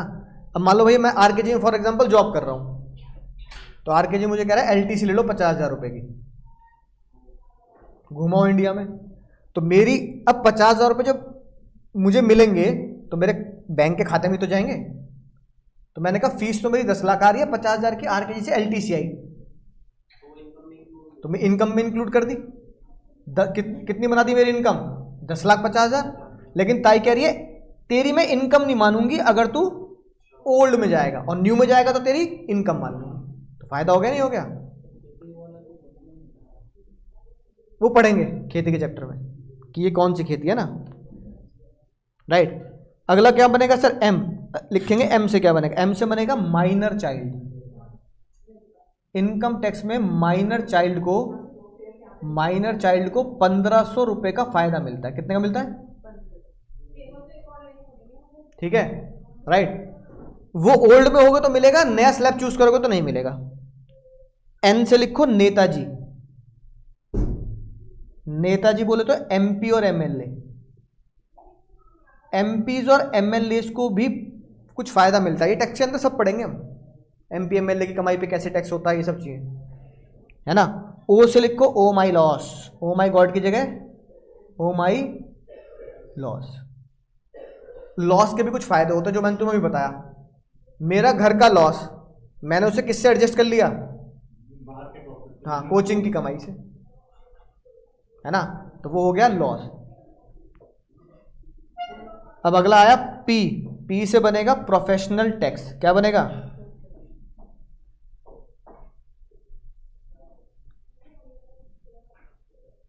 अगला आया क्यू, क्यू पे लिखेंगे, क्यू है घर पे इंटरेस्ट, क्यू है घर पर इंटरेस्ट, यानी कि हाउस लोन लिया होगा तो ब्याज। तो ब्याज क्यों इतना ज्यादा लेती है हमारी सरकार,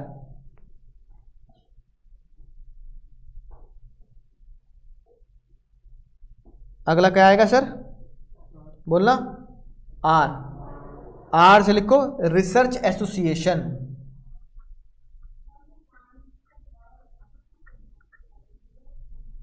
किसी भी रिसर्च एसोसिएशन को तुमने कुछ पैसा दिया तो क्या होगा, है ना, जैसे यहां इसरो की जगह तुम चाहे यहां कोई लैब लिख लो, है ना, राइट। किसी भी रिसर्च एसोसिएशन को अगर पैसे तो क्या होगा, तुम्हें कुछ फायदा मिलेगा। अगर तुम ओल्ड में होंगे, नए में होंगे तो फायदा नहीं मिलेगा।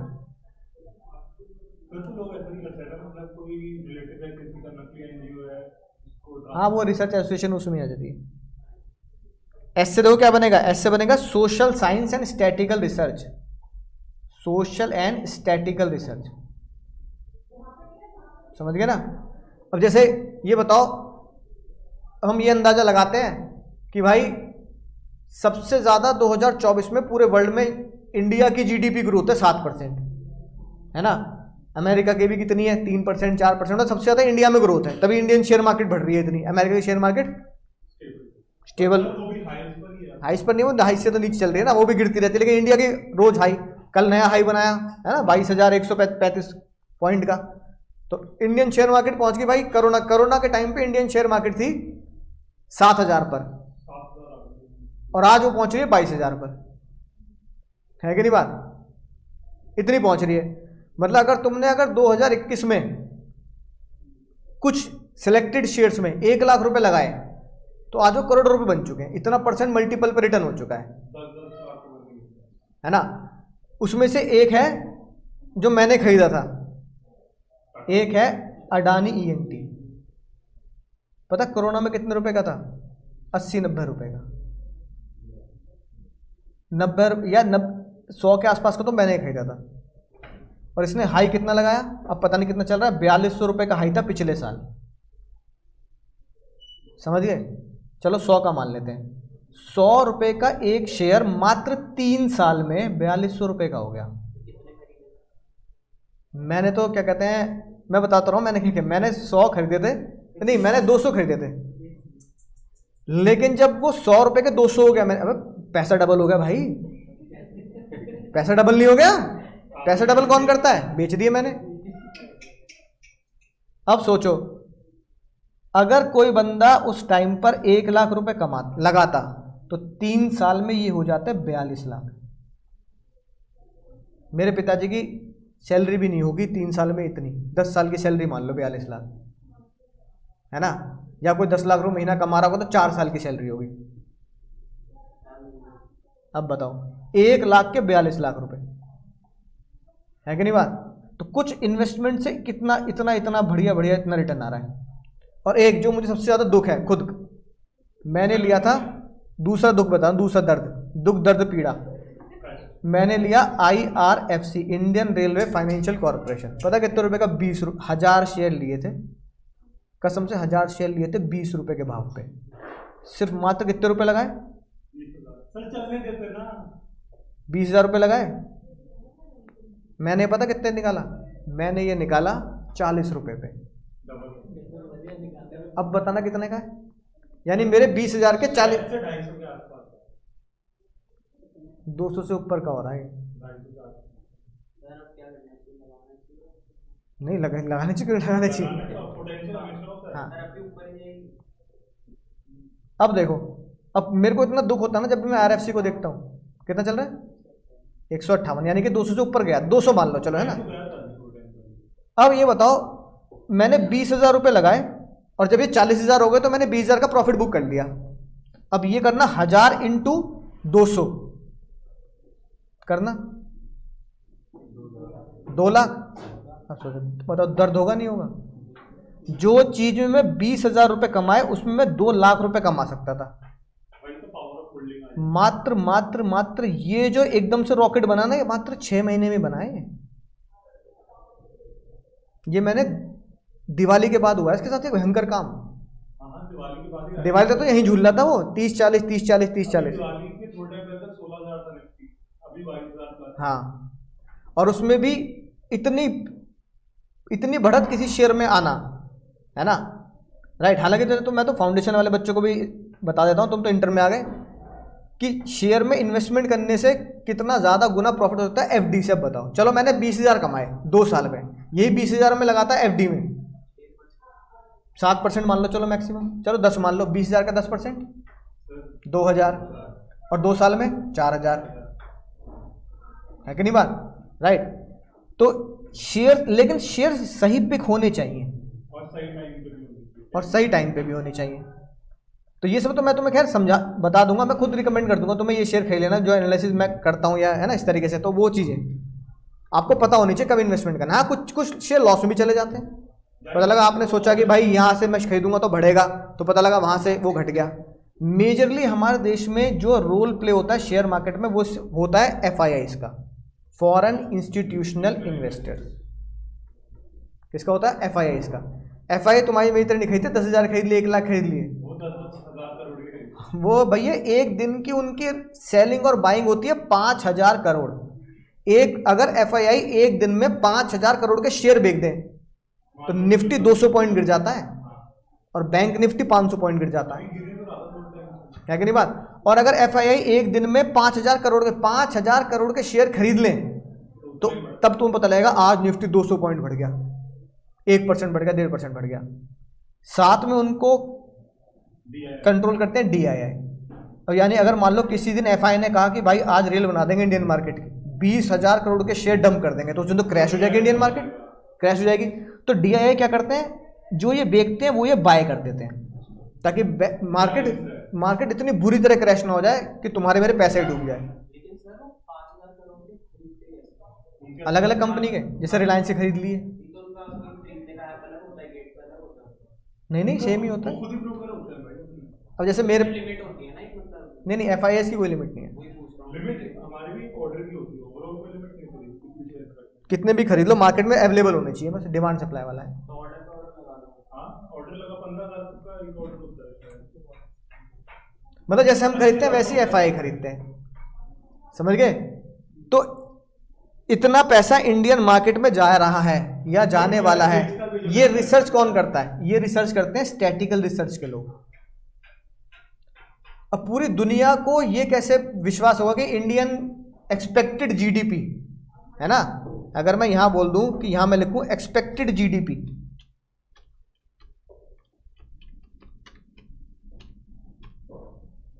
इन इंडिया, अब ये इतनी, ये तो मैं 12 भी कर सकता हूं, 10 भी कर सकता हूं, अपने हाथों में कुछ भी करता हूं ना, लेकिन मैं ये पूरी दुनिया को कैसे बताऊं इतनी एक्यूरेटली? तो ये देखो लिखा है ना, वर्ल्ड इकोनॉमिक सिचुएशन एंड इसकी रिपोर्ट के साथ।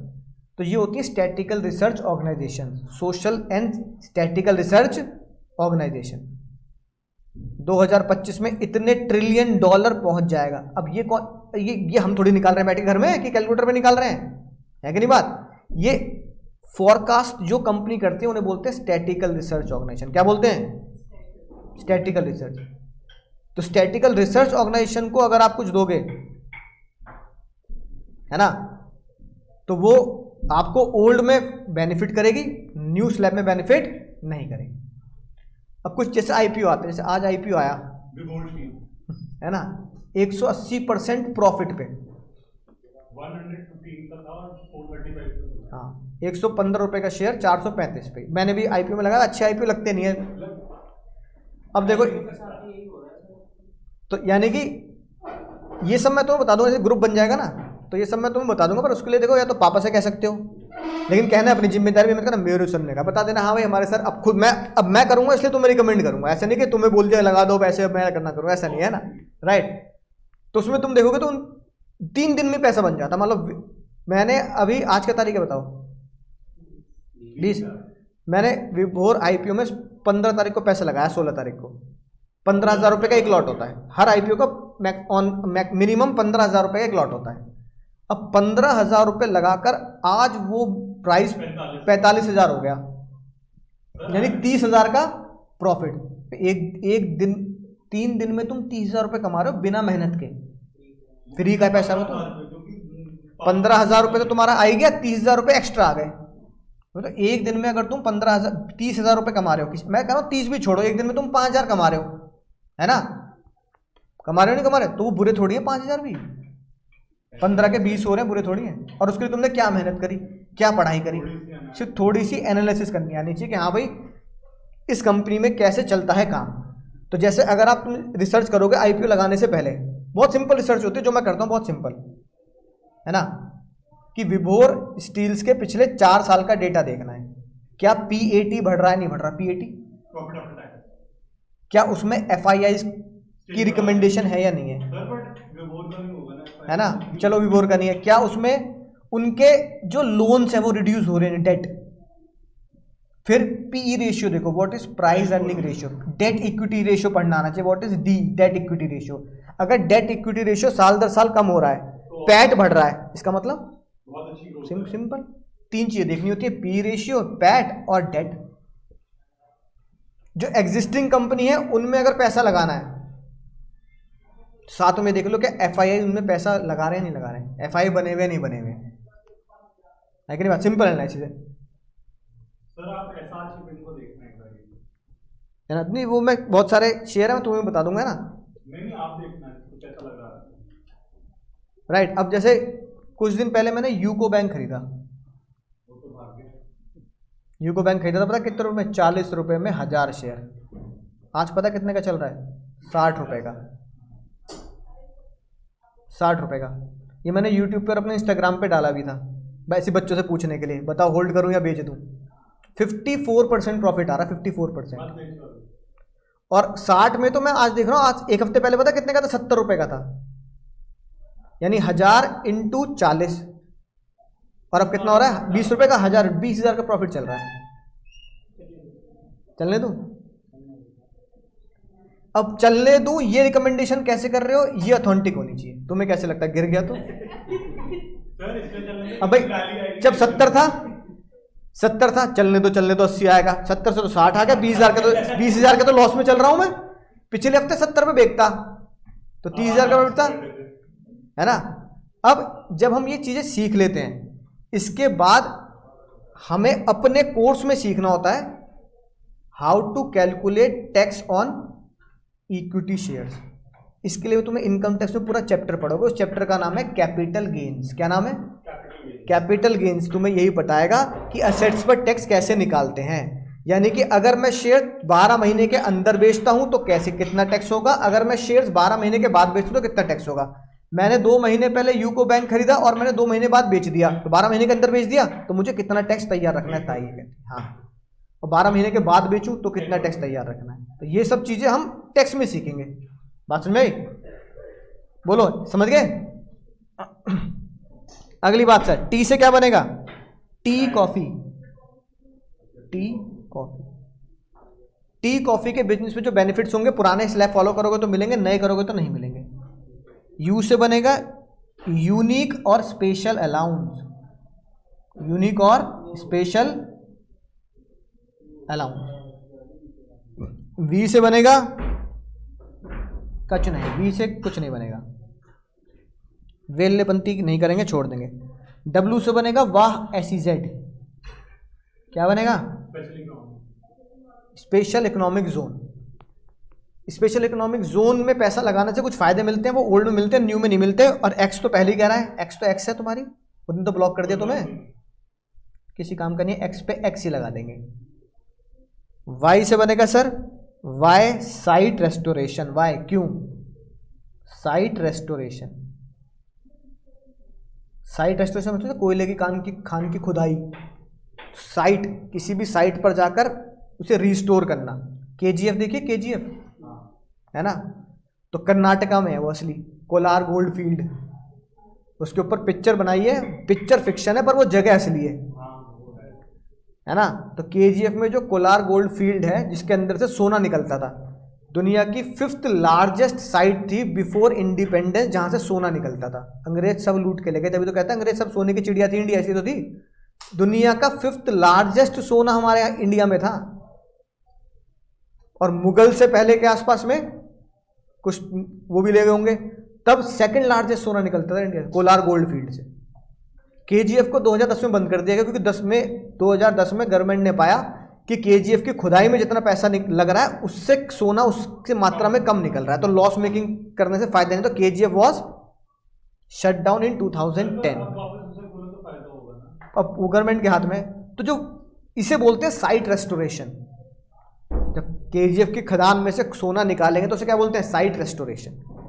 और जेड से बोलो जबरदस्त हो सर, आप बोलो जल्दी, थोड़ी तारीफ कर दो यार, जबरदस्त हो आप। तो ये तुम्हारी प्रोफेशनल एबीसीडी है जो 115 बक में तुम्हारे काम आएगी। अब बताओ इस एबीसीडी का मतलब क्या हुआ, अगर मैं 115 बक फॉलो करता हूं तो ये सारे बेनिफिट्स मुझसे छीन लिए जाएंगे। एग्जांपल एलआईसी वाला दे चुका हूं तुम, है ना, एलआईसी किस में आती है, इसमें आती है रिडक्शंस में।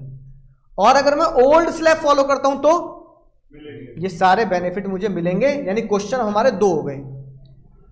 अब क्वेश्चन में कहेगा भाई इतनी इनकम है और ये सारे बेनिफिट है, इसमें से कुछ है कुछ नहीं है, तो ओल्ड के हिसाब से अलग निकालूंगा, क्या निकालूंगा, इनकम, और इन सारे बेनिफिट्स को अप्लाई करूंगा। न्यू में आऊंगा तो सिर्फ टैक्स निकाल दूंगा और ये सारे बेनिफिट अप्लाई नहीं करूंगा। बात समझ में आ गई, राइट। तो मुझे क्वेश्चन डबल सॉल्व करने हैं, तो देखो ये लिखे हैं, पढ़ के देख लो। सर पर ये एमसीक्यू में नहीं आएगा ना, इतनी सारी। हाँ इतनी सारी नहीं आएगी, इसमें 2-4 पूछ सकते हैं।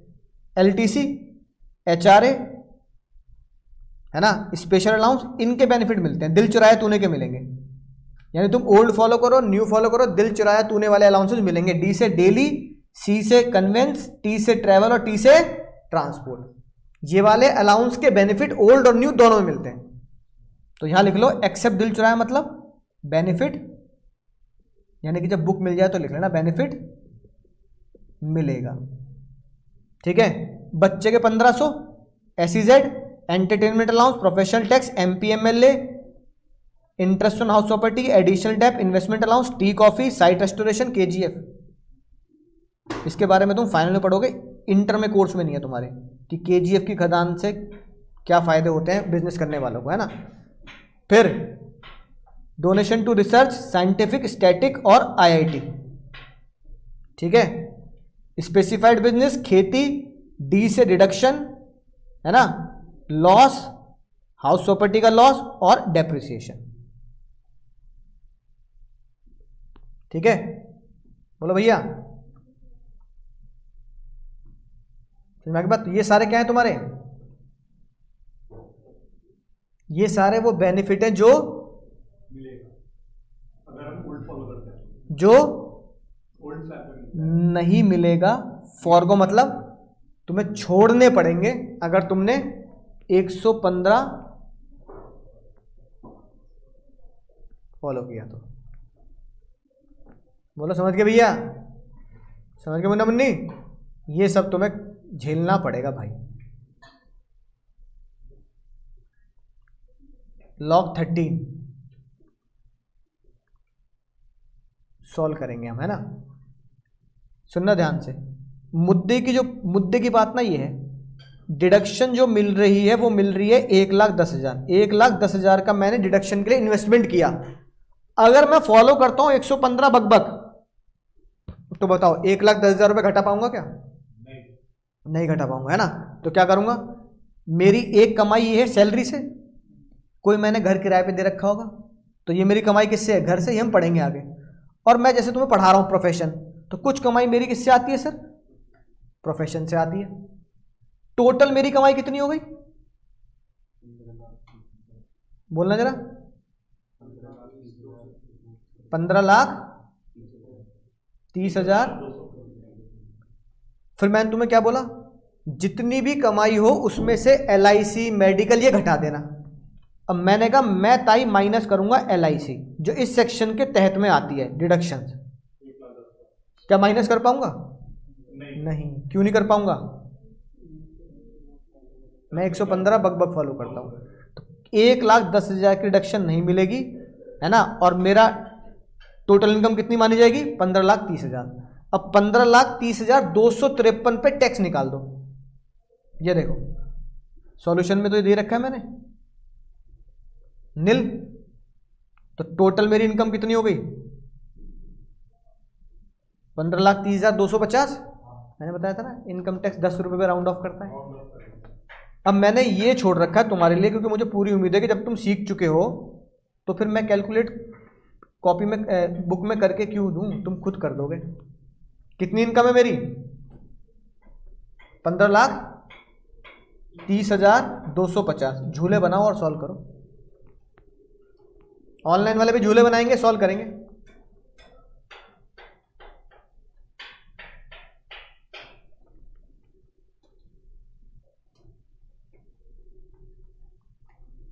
पेटीएम भाई लॉस मेकिंग कंपनी है, लॉस मेकिंग कंपनी पे इन्वेस्टमेंट करोगे तो यही हाल होगा। पेटीएम में इन्वेस्टमेंट करने से पहले उसका बिजनेस तो देखते पहले, ना पैट में बढ़ोतरी, ना लोन में रिडक्शन, ना पी रेशियो सुधरा हुआ और ना ही डेट इक्विटी रेशियो सुधरा हुआ। हाँ नहीं, जब आईपीओ आया था, जब आईपीओ आया था तो Paytm was the largest Indian IPO. 21,000 crore का आईपीओ था वो। हाँ फिर LIC का, LIC तो वापस आ गया आईपीओ के प्राइस से बहुत ऊपर चला। बताओ जल्दी। 3 लाख से 75 आता है तो 70 करेंगे या 80 कर देंगे? 80 कर देंगे। 6 लाख से 9 लाख से 12 लाख, 12 लाख से 15 लाख, बिजली 15 के बीच में गिरेगी। तुम झूले झूले बना के करना टैक्स, है ना।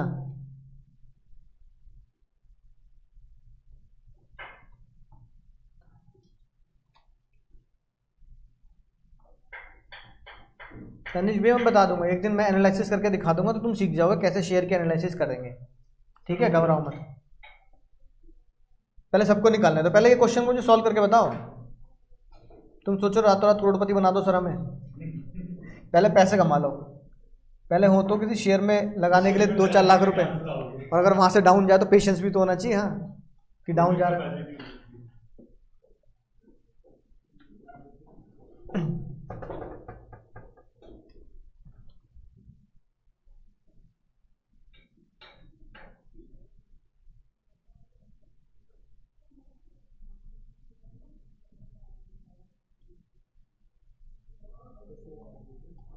नहीं मिलेगा 15 को।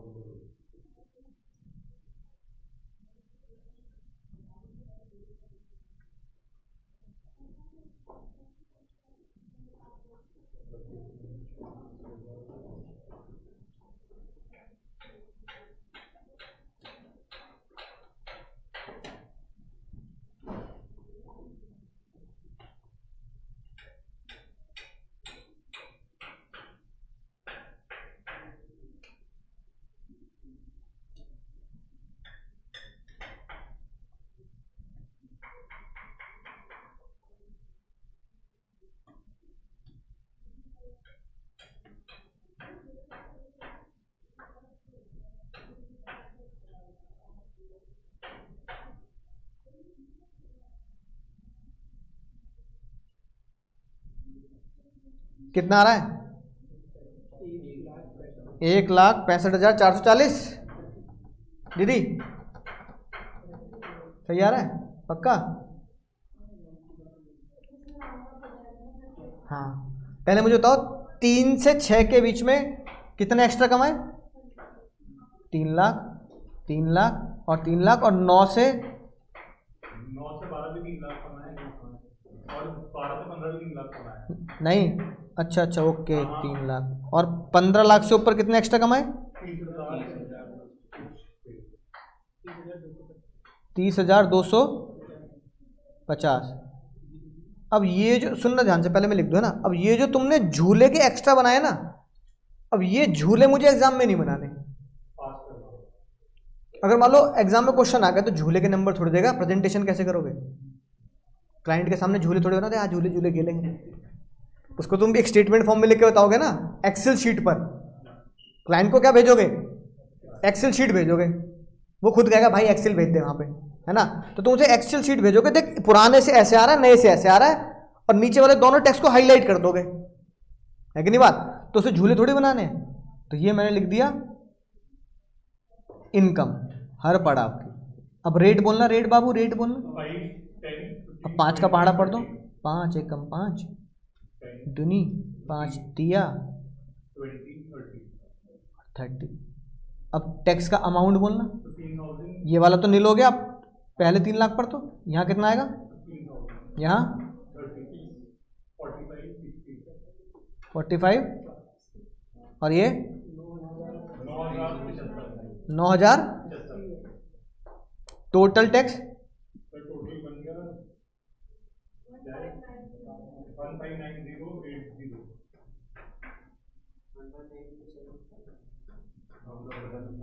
159080। 1590 आपने पूरा 75 को 75 का 80 कर देंगे ना।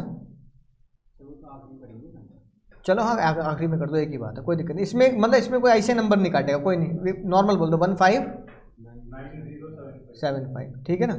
इस चीज़ के नंबर नहीं पड़े, 2 4 5 रुपये में ताई कहते रहे चिल्लड़ बात चिल्लड़।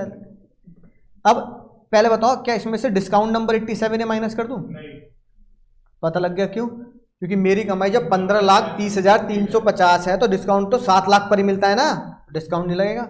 लेकिन क्या हेल्थ एंड एजुकेशन सेस लगेगा? लगेगा बाबू, लगेगा। 4%। कितना आया? 6360। अब टोटल टैक्स कितना आ गया? 165,440। ये आंसर आ गया तुम्हारा। तो भाई अब ये तुम्हारा एग्जाम का एमसीक्यू है। और जितनी तेज कैलकुलेशन करूंगा तो भाई एक नंबर के लिए तो, अब तुम इसे कह सकते हो सर लेंदी भी है या लेंदी नहीं भी है, आएगा ये 1 मार्क्स में। तो तुम्हें सॉल्व नहीं करना, तुम्हें कैलकुलेटर पे करना है जल्दी से कि टोटल इनकम इतनी, डिस्काउंट देना नहीं, और 3 के दिमाग में झूले होने चाहिए, बात खत्म, है ना? अरे भाई सिंपल सी बात बताओ, अगर किसी की इनकम 15 लाख से ऊपर है तो ये तो तुम्हें ऑलरेडी याद हो जाने चाहिए। 15, 30, 45, 60, ये तो सीक्वेंस में इनको जोड़ दो, और जो 15 से ऊपर एक्स्ट्रा कमाए 30, उसका 30% निकाल दो। समझ गया ना? जब मैं मेरी टोटल कमाई यहां पर इसकी जगह 7 लाख हो, याद आ गया ना? तब लगता है नए स्लैब में, और पुराने में 5 लाख। तो ये समझ लो, ये मैं एग्जाम में झूले नहीं बनाऊंगा बैठ के ना, मैं एग्जाम में स्टेटमेंट दूंगा एमसीक्यू में। अगर थ्योरेटिकल डायरेक्ट क्वेश्चन आया तो स्टेटमेंट बनानी है। अगर 1 नंबर में एमसीक्यू आया तो ये डेटा तुम्हें टिप्स पे होना चाहिए, ये डेटा कि 15 लाख तक 15 + 30 + 45 + 60, 15 लाख का हिसाब खत्म। अब जितना 15 लाख से ऊपर है उस पर निकाल दूंगा 30%, बात खत्म। समझ में ना बात? अब कोई तुमसे कहते हैं 12 लाख पे टैक्स बता दे नए स्लैब से, तो दिमाग नहीं चलना चाहिए, उससे बोलना भाई 15 + 30 + 45, बस। वो कहेगा मतलब मत पूछ, ऐड कर ले इसे, है ना? 15 + 30 + 45 ऐड कर दे, बात खत्म। तो वो तुम्हें पता है ना कि हमें ये याद हो गया कि तो ये प्रोसेस हमें इसके रिजल्ट के थ्रू याद हो गया, बात खत्म। अब कोई सीधा बोलते 15 लाख है अब बता, तो दिमाग पे जोर ही नहीं देना, सीधा 15 + 30 + 45 + 60, हर 15 हज़ार के अमाउंट को ऐड करते जा, बस खत्म बात। 15 लाख पे टैक्स कितना बैठा? 15 लाख का तो 1.5 लाख, बस इस पे ऐड कर दिया, है ना? एजुकेशन से ऐसे ऐड मत करना, किसी को बताने के लिए इतना ही बहुत है। समझ आ गई ना बात? तो जब हम प्रैक्टिस करते हैं ना तो ये पड़ाव मुझे ऑटोमेटिकली याद हो जाते हैं। अब तुमसे कोई पूछ ले भाई 20 लाख पे टैक्स बता दे, तुम्हें पता है 15 लाख पे तो कितना है? 1.5 लाख है ही, बाकी के बचे कितने? 5 लाख, 5 लाख का 30%, 3 लाख, 3 लाख पे बस बात खत्म, हो गया टोटल। तो आईसीआई मानता है कि इस तरह की कैलकुलेशन तुम्हें टाइम लगाना, नहीं तो एक नंबर में पूछना आईसीआई की नजरों में जायज है। तुम कह दो यार बता यार 22 लाख का डेटा दे दिया, कहते 22 लाख पे नए स्लैब से टैक्स निकालो, अरे एक नंबर का क्वेश्चन है, इतनी देर तो मुझे टैक्स निकालने में लगी। तो लिखने के लिए कौन कह रहा है भाई कैलकुलेटर पे निकालना है ना। कैलकुलेटर पे कैसे निकलेगा, जब 15 लाख का अमाउंट 1.5 लाख रुपए आ रहा है, तो जब 1.5 लाख तुम्हें याद होगा 15 लाख तक रट लो, 1.5 लाख बात खत्म। उसके ऊपर जितने भी इनकम है उस पर 30 लगा के ऐड कर दो, और साथ में से ऐसे ऐड कर देना 4%। उसके लिए कैलकुलेटर तुम इस्तेमाल कर ही सकते हो। आखिरी क्वेश्चन आज का भाई, लॉग 14।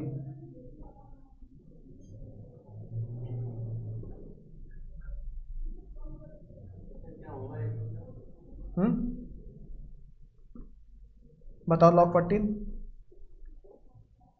13 हो गया, 14 और कर दो, बस खत्म आज का खेल। अब तुम सीख चुके हो old plus new plus discount, सब कुछ सीख चुके हो। अब तुम स्लैब रेट में अब तुम्हें महारत हासिल है, ABCD भी सिखा दी अब तुम्हें। सिर्फ रिवाइज करना है घर जाके, बिना किसी टेंशन के रिवाइज करना है। यहाँ 2 घंटे लगाए, 3 घंटे लगाए, घर जाके बस 1 घंटा देना और कुछ नहीं। नोट्स बनाने हैं वो भी बस। मुझे बताओ ये जो दे रखा है, क्या न्यू स्लैब में डिडक्शन मिलेगी?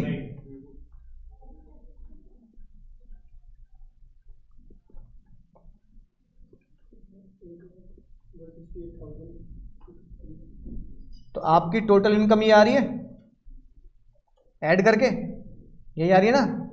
तीनों कमाई ऐड कर दी, सैलरी भी ऐड कर दी, घर भी ऐड कर दिया, बिजनेस भी ऐड कर दिया, ये इनकम आ रही है। अब जैसी इनकम आएगी यहीं पे लिख लो, क्या 87 है मिलेगा नहीं मिलेगा, तो यहीं लिख लिया नो 87 है। अब उसी स्टेटमेंट फॉर्म में लिख दो।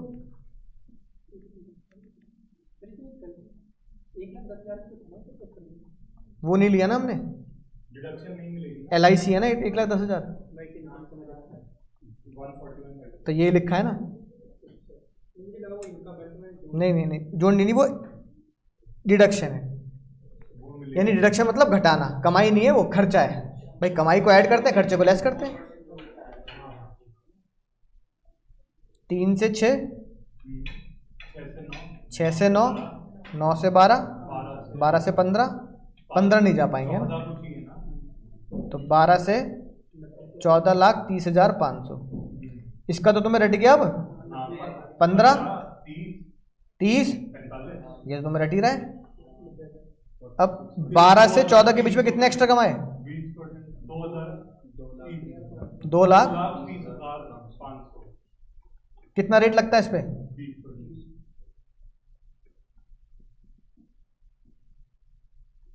12 से 15 सर 47।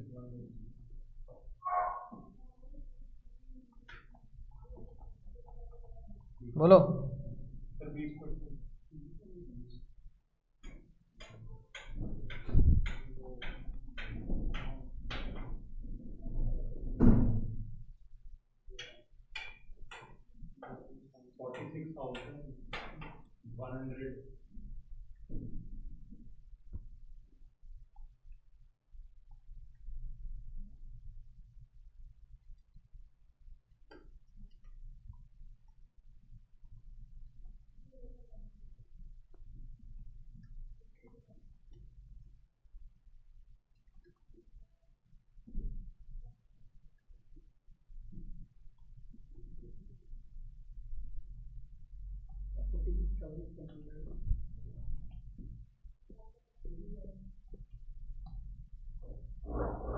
कितना आ गया?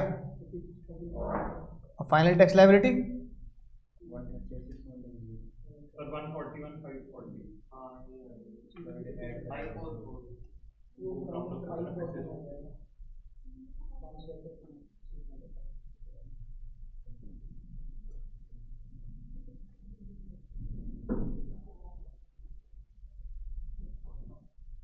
टोटल बोलना, एजुकेशन सेस ऐड करके 141,544, ये आंसर आना चाहिए। समझ गए? तो ये तुम्हारा टैक्स लायबिलिटी का पूरी तरह खत्म नहीं हो, 2 लेवल करा दिए मैंने तुम्हें, level 1 old, level two new, और इनके साथ के कॉम्बिनेशन भी, कि अगर दोनों ही फॉलो करने पड़े तो मुझे क्या फॉलो करना है। सिंपल सी बात याद रखनी है, अगर ओल्ड फॉलो करूंगा तो ABCD का फायदा मिलेगा, अगर न्यू फॉलो करूंगा तो ABCD का फायदा नहीं मिलेगा। दूसरी इंपॉर्टेंट बात जो याद रखनी है, डिस्काउंट बोलो।